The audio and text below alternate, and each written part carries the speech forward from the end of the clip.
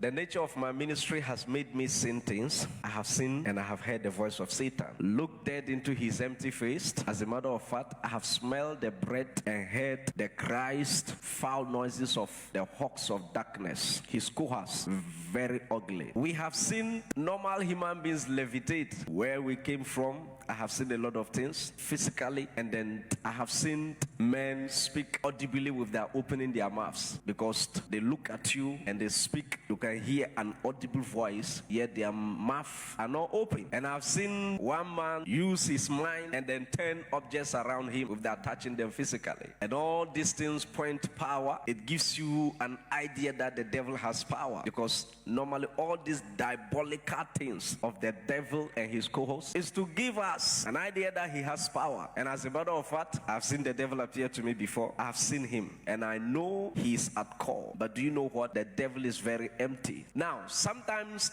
when people say the devil is empty, and yet you see some of the things he does and some of the manifestation he brings to an environment and to places, and yet people said he's empty, we wonder, so what is actually happening here? Because the Bible says he's a defeated guy. Jesus has defeated him, yet we see his effect in the life of believers. Sometimes we don't want to agree, but the evidence is there. We can see the evidence. We see people bound by him, and you can see that no, the devil is involved. I remember there was a lady they brought to us the early stages of our ministry in Bolgatanga, and they said that any pastor who prays for her dies. So when they brought her, one of the people came and told me the story, and yet they brought her to my church, and they said, for their record, any pastor who have prayed for her either died in a car accident or something, but the pastor normally dies. Now, unfortunately, it was said on a microphone. You know, sometimes when they tell you things privately, you can make a decision. But when you are in front of people who believed and followed you, when they said that, you see the congregation shouting and say, not this one. You see, they have faith in you, so you have to go ahead and then what? Pray.